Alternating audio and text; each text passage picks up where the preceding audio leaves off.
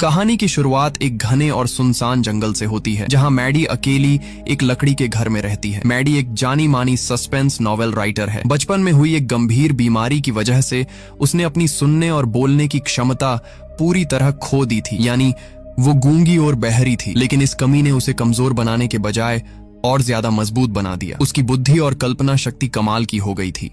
नई किताब लिखने के लिए प्रेरणा पाने की खातिर मैडी शहर की भीड़-भाड़ और शोरगुल से दूर इस जंगल में आकर रहने लगी थी। वहां उसके साथ सिर्फ उसका पालतू काला बिल्ली का बच्चा रहता था, जिसका नाम था ब्लैकी। एक शाम उसकी सबसे अच्छी दोस्त और उसकी बड़ी फैन सारा हमेशा की तरह उससे मिलने आती है। दोनों इशारों की भाषा में काफी देर तक बातें करती हैं। सारा मैडी की नई किताब के अंत को लेकर बहुत उत्साहित होती है और उसे लगातार मोटिवेट करती रहती है। लेकिन अच्छी बातें ज्यादा देर तक नहीं टिकती। धीरे धीरे अंधेरा होने लगता है और सारा घर लौटने के लिए निकल जाती है। लेकिन कुछ ही मिनटों बाद एक बेहद डरावना हादसा होता है। सारा, जो अब तक अपने घर पहुंच जानी चाहिए थी, अचानक खून से लथपथ हालत में वापस मैडी के घर के पीछे वाले दरवाजे तक भाग कर आती है। वह बुरी तरह डरी हुई होती है, पूरी ताकत से कांच के दरवाजे को पीटते हुए मदद के लिए चिल्ला रही होती है। लेकिन मैडी की पीठ दरवाजे की तरफ होती है और वह कुछ भी सुन नहीं सकती। इसलिए वह आराम से अपना काम करती रहती है और उसे पीछे हो रही इस भयावह घटना का बिल्कुल अंदाजा नहीं होता।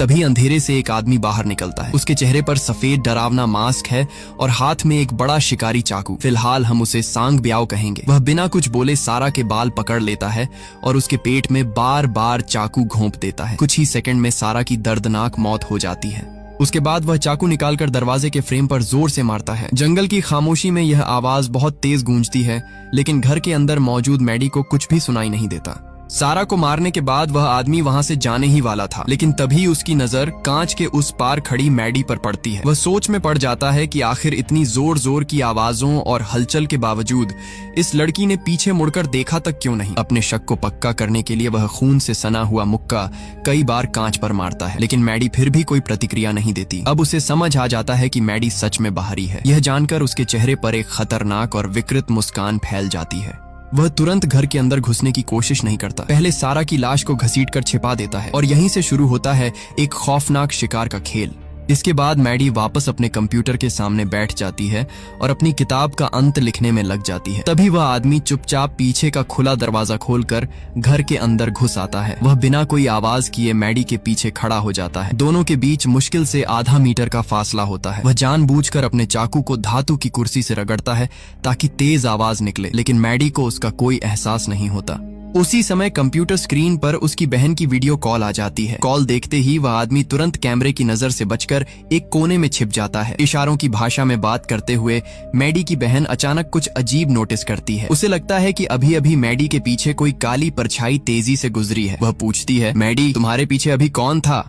मैडी पीछे मुड़कर खाली गलियारे को देखती है और मुस्कुराकर जवाब देती है कि शायद उसका बिल्ली का बच्चा फिर से शरारत कर रहा होगा। कॉल खत्म होने के बाद वह पूरे घर में बिल्ली को ढूंढती है, लेकिन वह कहीं नहीं मिलती। आखिरकार वह दरवाजे में थोड़ा सा गैप छोड़ देती है ताकि बिल्ली वापस आ सके और फिर से कंप्यूटर पर बैठ जाती है। लेकिन अब कहानी एक और ज्यादा डरावने मोड़ पर पहुंचने वाली थी। कुछ देर बाद अचानक मैडी के कंप्यूटर पर एक नोटिफिकेशन आता है। उसी समय उसके फोन पर भी कुछ तस्वीरें पहुंचती हैं। वह जैसे ही उन तस्वीरों को खोलती है, उसके शरीर का खून मानो जम जाता है। पहली तस्वीर में वह खुद दिखाई देती है, जब कुछ मिनट पहले वह घर में अपनी बिल्ली को ढूंढ रही थी। दूसरी तस्वीर में भी वही अलग कमरे में नजर आ रही होती है, लेकिन सबसे डरावनी तस्वीर आखिरी थी। उसमें मैडी ठीक उसी समय कंप्यूटर के सामने बैठी हुई दिखाई दे रही थी जब वह तस्वीर देख रही थी, यानी जिसने तस्वीर खींची थी वह अभी भी उसके बेहद करीब मौजूद था। अब मैडी को समझने में देर नहीं लगती कि कोई अजनबी उसके घर में घुस चुका है, उसका फोन चुरा चुका है और इस वक्त बाहर खड़ा होकर उसे देख रहा है। कांपते हुए वह तस्वीर के एंगल को देखकर मुख्य दरवाजे की तरफ नजर घुमाती है। तभी उसे अंधेरे में खड़ा वही मास्क पहना हुआ आदमी दिखाई देता है। वह मुस्कुराते हुए उसके फोन को अपने हाथ में लहरा रहा होता है। खतरे को सामने देखकर मैडी तुरंत दरवाजे की तरफ दौड़ती है और पूरी ताकत से उसे लॉक कर देती है, लेकिन वह आदमी बिल्कुल भी परेशान नहीं होता। वह आराम से घर के चारों ओर घूमता है और दूसरे खुले रास्तों की तलाश करने लगता है। मैडी मजबूर मजबूर होकर घर की हर खिड़की और दरवाजे को एक एक करके बंद करने लगती है। वह किसी गोलकीपर की तरह पूरे घर में दौड़ रही होती है ताकि हत्यारा अंदर न घुस सके। जब उसे लगता है कि फिलहाल सभी रास्ते बंद हो चुके हैं तो वह तुरंत कंप्यूटर की तरफ भागती है और इंटरनेट के जरिए पुलिस को मैसेज भेजने की कोशिश करती है। लेकिन जैसे ही वह संदेश भेजने वाली होती है, अचानक पूरे घर की बिजली चली जाती है। बाहर खड़े उस आदमी ने मुख्य बिजली का स्विच बंद कर दिया था। कुछ ही सेकंड में वाईफाई राउटर भी बंद हो जाता है और इंटरनेट पूरी तरह खत्म हो जाता है। अब मैडी के पास न बिजली बची थी, न इंटरनेट और न ही उसका फोन। वह सचमुच दुनिया से पूरी तरह कट चुकी थी। इसके बाद वह आदमी उसके सामने एक और खौफनाक काम करता है। वह बाहर खड़ी मैडी की कार के चारों टायर चाकू से फाड़ देता है। अब अगर मैडी किसी तरह घर से निकल भी जाए तो उसके पास भागने का कोई साधन नहीं बचा था। उसके बच निकलने का आखिरी रास्ता भी बंद हो चुका था। चारों तरफ से घिर चुकी मैडी आखिर एक नई कोशिश करने का फैसला करती है। वह सोचती है कि शायद बातचीत करके इस आदमी को जाने के लिए मनाया जा सकता है। अंधेरे में वह एक लिपस्टिक ढूंढती है और कांच के दरवाजे पर कांपते हाथों से लिखती है, मैंने तुम्हारा चेहरा नहीं देखा है। अगर तुम अभी चले जाओगे तो मैं किसी को कुछ नहीं बताऊंगी और मेरा बॉयफ्रेंड भी बस आने ही वाला है। ताकि वह आदमी साफ साफ पढ़ सके, मैडी टॉर्च से उन शब्दों पर रोशनी डालती है। लेकिन उसे नहीं पता था कि सामने खड़ा इंसान कोई सामान्य अपराधी नहीं बल्कि एक बेहद खतरनाक साइको था। वह आदमी लिखी हुई बात पढ़ता है और फिर धीरे धीरे अपने चेहरे से मास्क उतार देता है। पहली बार मैडी उसकी असली शक्ल देखती है। चेहरे पर दाढ़ी के बाल, ठंडी आंखें और बिल्कुल भावनाहीन चेहरा। वह कांच के पास आकर अपने होंठों को धीरे धीरे हिलाता है ताकि मैडी उसे पढ़ सके। मुझे पता है कि तुम होंठ पढ़ सकती हो। तुम्हारा कोई बॉयफ्रेंड नहीं है। तुम अकेली रहती हो। तुम बाहरी और गूंगी हो। ये शब्द पढ़ते ही मैडी के पैरों तले जमीन खिसक जाती है। उस आदमी ने सिर्फ उसके घर में घुसपैठ ही नहीं की थी बल्कि उसके बारे में पूरी जानकारी भी जुटा रखी थी।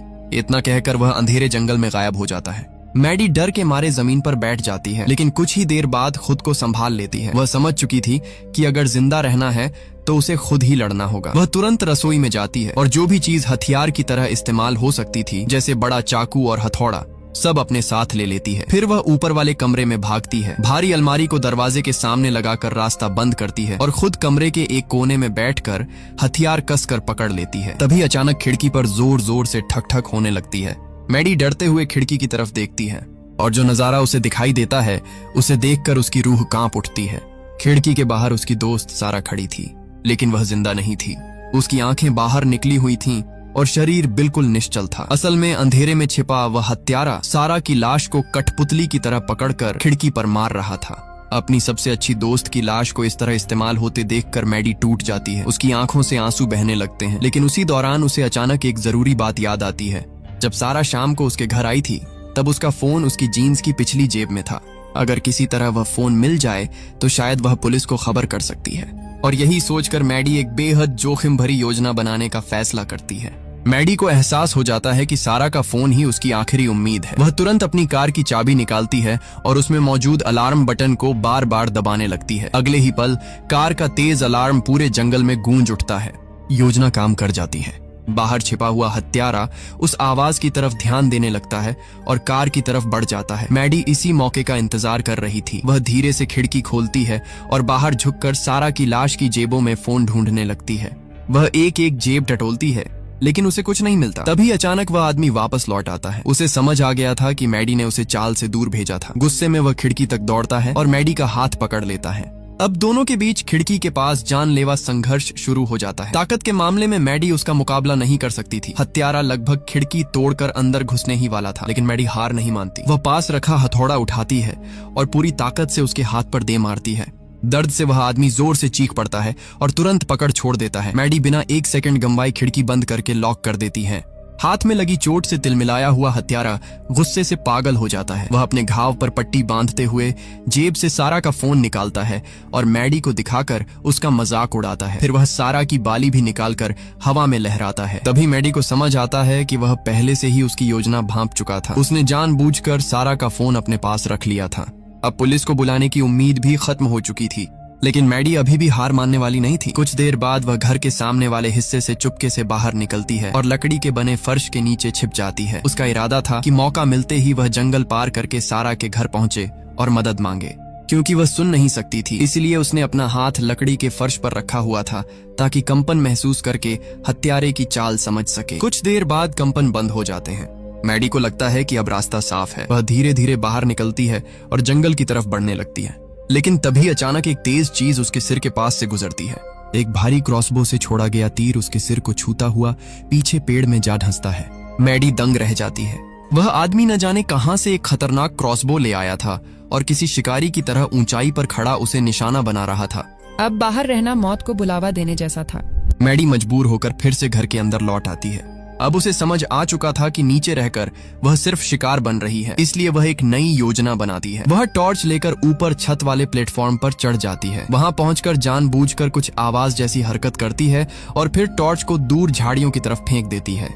अंधेरे में चमकती टॉर्च देखकर हत्यारे को लगता है कि मैडी खिड़की से कूदकर भाग गई है। वह तुरंत क्रॉसबो लेकर झाड़ियों की तरफ दौड़ पड़ता है। मैडी की चाल सफल हो जाती है। वह जल्दी से छत से नीचे उतरने लगती है ताकि दूसरी दिशा से निकल सके, लेकिन उसे क्या पता था कि यह आदमी उससे भी ज्यादा चालाक है। असल में वह उसकी चाल समझ चुका था। जैसे ही मैडी सीढ़ी से आधी नीचे उतरती है, अंधेरे में छिपे हत्यारे की तरफ से एक तीर छोड़ा जाता है। अगले ही पल वह तीर सीधे उसकी जांघ में जा धंसता है। मैडी दर्द से तड़प उठती है। घाव से खून तेजी से बहने लगता है। दर्द इतना भयानक था कि वह लगभग नीचे गिर ही जाती। दूसरी तरफ हत्यारा बेहद खुश नजर आता है। ऐसा लग रहा था जैसे वह मैडी को मारना नहीं बल्कि उसके डर और दर्द का आनंद लेना चाहता हो। अब वह तेजी से सीढ़ी चढ़कर ऊपर आने लगता है ताकि इस बार काम हमेशा के लिए खत्म कर सके। लेकिन इसी पल मैडी अपनी जिंदगी की सबसे बहादुर चाल चलती है। जैसे ही वह आदमी ऊपर पहुंचता है, मैडी अचानक पूरी ताकत से उस पर टूट पड़ती है। वह उसके हाथ से क्रॉसबो छीन लेती है और जोरदार लात मारकर उसे दूसरी मंजिल से नीचे गिरा देती है। हथियारा नीचे जमीन पर बुरी तरह गिरता है। मैडी सोचती है कि अब उसी के हथियार से उसे खत्म कर दिया जाए, लेकिन उसकी जांघ बुरी तरह घायल हो चुकी थी। भारी क्रॉसबो को खींचने की ताकत उसमें नहीं बची थी। वह कोशिश करती है लेकिन सफल नहीं होती। उधर कुछ ही पलों बाद वह आदमी फिर से लड़खड़ाते हुए खड़ा हो जाता है। अब मैडी के पास पीछे हटने के अलावा कोई रास्ता नहीं बचता। वह वापस घर के अंदर भागती है और बाथरूम में जाकर अपने घाव का इलाज करने लगती है, लेकिन उसे नहीं पता था कि अब कहानी एक ऐसे मोड़ पर पहुंचने वाली है जो सब कुछ बदल देगा। इसी बीच कहानी में एक बड़ा मोड़ आता है। सारा का बॉयफ्रेंड जॉन काफी देर तक उसका इंतजार करता रहता है, लेकिन जब वह घर नहीं लौटती तो उसे चिंता होने लगती है। आखिरकार वह उसे ढूंढते ढूंढते मैडी के घर तक पहुंच जाता है। बाहर खड़े होकर वह कई बार आवाज लगाता है, लेकिन मैडी तो सुन ही नहीं सकती थी, इसलिए उसे जॉन के आने का बिल्कुल भी पता नहीं चलता। तभी जॉन की नजर कांच के दरवाजे पर लिपस्टिक से लिखे हुए उस संदेश पर पड़ती है। साथ ही उसे आसपास खून के निशान भी दिखाई देते हैं। ये सब देखकर उसे तुरंत एहसास हो जाता है कि यहाँ कुछ बहुत बुरा हुआ है। वह बिना समय गंवाए अपना फोन निकालता है और पुलिस को कॉल करने की कोशिश करता है, लेकिन तभी अंधेरे में छिपा हुआ हत्यारा बाहर निकल आता है। वह सिर्फ एक साइको किलर ही नहीं बल्कि बेहद चालाक इंसान भी था। टॉर्च की रोशनी जॉन पर डालते हुए वह पुलिस अधिकारी की तरह चिल्लाता है, रुको, हाथ ऊपर करो। अचानक हुए इस घटनाक्रम से जॉन घबरा जाता है और जल्दी से बताता है कि वह अपनी गर्लफ्रेंड सारा को ढूंढने आया है। हत्यारा उसका आईडी कार्ड देखने का नाटक करता है और फिर बड़ी सफाई से झूठी कहानी सुनाने लगता है। वह कहता है कि वह नया पुलिस ऑफिसर है और इलाके में घुसपैठ की शिकायत मिलने पर यहाँ आया था, लेकिन यहाँ पहुंचते ही किसी अज्ञात आदमी ने उस पर हमला कर दिया। उसका फोन, बटुआ और यहाँ तक कि उसकी सर्विस पिस्टल भी छीन ली। फिर वह जॉन से कहता है कि उसे मुख्यालय से संपर्क करना है, इसलिए अपना फोन दे दो। उसकी बात इतनी भरोसेमंद लगती है कि जॉन पूरी तरह तो नहीं लेकिन काफी हद तक उस पर यकीन कर लेता है और अपना फोन उसके हवाले कर देता है। हत्यारा कुछ देर फोन पर बात करने का नाटक करता है और फिर बड़ी आसानी से उसे अपनी जेब में रख लेता है, लेकिन तभी उससे एक छोटी सी गलती हो जाती है। जेब में हाथ डालते समय एक चीज नीचे गिर जाती है। जॉन नीचे देखता है और उसकी आंखें फैल जाती हैं। वह सारा की बाली थी, वही बाली जो उसने खुद उसके जन्मदिन पर उसे गिफ्ट की थी। उसी पल जॉन सब समझ जाता है। सामने खड़ा आदमी कोई पुलिस वाला नहीं बल्कि उसकी गर्लफ्रेंड का हत्यारा है। लेकिन वह यहीं नहीं रुकता। वह अपने भारी चमड़े के जूते से मैडी की उंगलियों पर पूरी ताकत से पैर रख देता है। हड्डियां टूटने की भयानक आवाज गूंज उठती है। दर्द इतना भयानक था कि मैडी का पूरा शरीर कांपने लगता है। उसका मुंह खुला रह जाता है और वह पूरी ताकत से चीखना चाहती है, लेकिन उसके गले से कोई आवाज नहीं निकलती। हत्यारा कुछ देर बाद जानबूझकर अपना पैर हटाता है और होंठ हिलाते हुए कहता है, अब ये खेल खत्म होने वाला है, मैं अंदर आ रहा हूँ। मैडी दर्द से लगभग टूट चुकी थी, लेकिन उसने हार नहीं मानी। वह अपनी बची हुई ताकत से दरवाजे को फिर से लॉक कर देती है। फिर अपनी बुरी तरह कुचली हुई दाहिनी हथेली की तरफ देखती है। इस बार उसकी आंखों में डर नहीं था, वहां सिर्फ गुस्सा और हत्या का जवाब देने का इरादा दिखाई दे रहा था। वह अपने घायल हाथ से बहते खून को उंगलियों पर लगाती है और कांच के दरवाजे पर बड़े बड़े अक्षरों में लिखती है, डरपोक। ये सिर्फ एक शब्द नहीं था, यह सीधे हत्यारे के अहंकार पर हमला था। एक ऐसा आदमी जो खुद को ताकतवर शिकारी समझता था, उसे एक घायल, बाहरी और गूंगी लड़की ने डरपोक कह दिया था। यह पढ़ते ही वह पूरी तरह पागल हो जाता है। गुस्से में वह अपनी कार के पास भागता है और वहां से एक भारी लोहे की रॉड उठा लाता है। फिर पूरी ताकत से कांच के दरवाजे पर वार करना शुरू कर देता है। मैडी समझ चुकी थी कि अब आखिरी मुकाबला करीब है। वह शांत होकर अपने कंप्यूटर के पास बैठती है और तेजी से टाइप करना शुरू कर देती है। वह लिखती है, वह आदमी लंबा है, गोरा है, चेहरे पर दाढ़ी है, उसके दाएं कंधे में तीर का घाव है और बाएं हाथ पर हथौड़े की चोट लगी हुई है। अगर मैं मर जाऊं तो यह जानकारी पुलिस तक पहुंचा देना। इसके बाद वह अपने परिवार के लिए भी एक संदेश लिखती है, मम्मी, पापा, बहन, मैं आप सबसे प्यार करती हूँ। अगर मैं मर जाऊं तो याद रखना कि मैंने आखिरी पल तक लड़ाई लड़ी थी, मैं डर कर नहीं मरी। यह सिर्फ एक सुसाइड नोट नहीं था, यह उसके संघर्ष का ऐलान था। संदेश लिखने के बाद मैडी एक तेज फल काटने वाला चाकू उठाती है और घर के बाथरूम में जाकर छिप जाती है। उसे पता था कि उसकी हालत अब सीधी लड़ाई लड़ने लायक नहीं रही। उसकी जांघ में तीर लगा था, हाथ टूट चुका था और काफी खून भी बह चुका था। इसलिए वह जगह का फायदा उठाकर घात लगाने का फैसला करती है। लेकिन हत्यारा भी कम चालाक नहीं था। वह मुख्य दरवाजे से अंदर आने के बजाय घर के दूसरे हिस्से से चढ़कर ऊपर वाली खिड़की से अंदर घुस जाता है। फिर बिना कोई आवाज किए धीरे धीरे बाथरूम तक पहुंच जाता है। मैडी का पूरा ध्यान बाथरूम के दरवाजे पर था। क्योंकि वह सुन नहीं सकती थी, इसलिए उसे जरा भी अंदाजा नहीं था कि मौत उसके ठीक पीछे खड़ी है। हत्यारा चुपचाप बाथटब के अंदर खड़ा होकर उसे देखने लगता है। उसके चेहरे पर जीत की मुस्कान फैल जाती है। उसे लगता है कि अब खेल खत्म हो चुका है। वह धीरे धीरे झुकता है और मैडी की गर्दन के पास गर्म सांस छोड़ता है। लेकिन अगले ही पल कुछ ऐसा होता है जिसकी उसे उम्मीद नहीं थी। जैसे ही गर्म हवा मैडी की गर्दन से टकराती है, उसका शरीर तुरंत खतरा महसूस कर लेता है। बिना एक पल गंवाए वह नीचे झुककर पलटती है और हाथ में पकड़ा चाकू पूरी ताकत से हत्यारे के घुटने में घोंप देती है। चाकू सीधे उसकी घुटने की हड्डी के पास धंस जाता है। दर्द से वह जोरदार चीख मारता है। मैडी इस मौके का फायदा उठाकर बाथरूम से बाहर निकलती है और लंगड़ाते हुए लिविंग रूम की तरफ भागने लगती है। लेकिन अब उसका शरीर जवाब देने लगा था। जांघ का घाव, टूटा हुआ हाथ और लगातार बहता खून उसकी ताकत खत्म कर चुका था। वह कुछ कदम ही दौड़ पाती है कि अचानक उसके पैर जवाब दे देते हैं। वह जोर से फर्श पर गिर पड़ती है। उसकी नजर धुंधली होने लगती है। दूसरी तरफ घायल होने के बावजूद हत्यारा फिर से उठ खड़ा होता है और लंगड़ाता हुआ उसकी तरफ बढ़ने लगता है।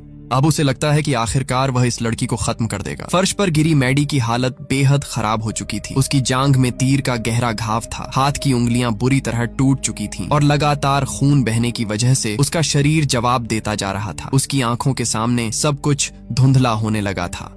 दूसरी तरफ घायल हत्यारा लंगड़ाता हुआ उसकी तरफ बढ़ रहा था। उसकी आंखों में सिर्फ नफरत और हत्या की प्यास दिखाई दे रही थी। वह अपने हाथ में चाकू उठाता है और मैडी को खत्म करने के लिए आखिरी वार करने की तैयारी करता है। लेकिन ठीक उसी पल मैडी की नजर रसोई के पास रखे एक बड़े कीटनाशक स्प्रे पर पड़ती है। अपनी बची हुई सारी ताकत जुटाकर वह उसे उठाती है और सीधे हत्यारे के चेहरे पर स्प्रे करना शुरू कर देती है। तेज केमिकल उसकी आंखों में भर जाता है। दर्द और जलन से वह तड़प उठता है। उसके हाथ से चाकू छूट जाता है और वह अपनी आंखें पकड़कर जमीन पर गिर पड़ता है।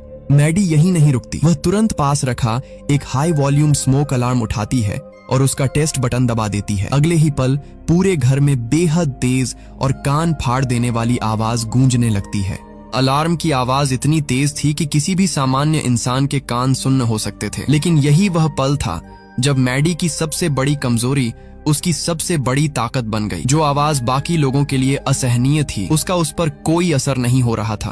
फिर भी हत्यारा शारीरिक रूप से उससे कहीं ज्यादा ताकतवर था। दर्द और शोर के बावजूद वह अचानक मैडी पर झपट पड़ता है और उसे जमीन पर दबा देता है। अगले ही पल उसके दोनों हाथ मैडी की गर्दन पर कस जाते हैं। वह पूरी ताकत से उसका गला दबाने लगता है। मैडी छूटने की कोशिश करती है, लेकिन उसकी ताकत बहुत कम हो चुकी थी। धीरे धीरे उसके शरीर से ऑक्सीजन खत्म होने लगती है। उसकी आंखों के सामने अंधेरा छाने लगता है। उसी दौरान उसके दिमाग में कई तस्वीरें घूमने लगती हैं। उसे अपने माता पिता की मुस्कान याद आती है, अपनी बहन के साथ बिताए पल याद आते हैं, सारा की दोस्ती याद आती है और जॉन की कुर्बानी भी।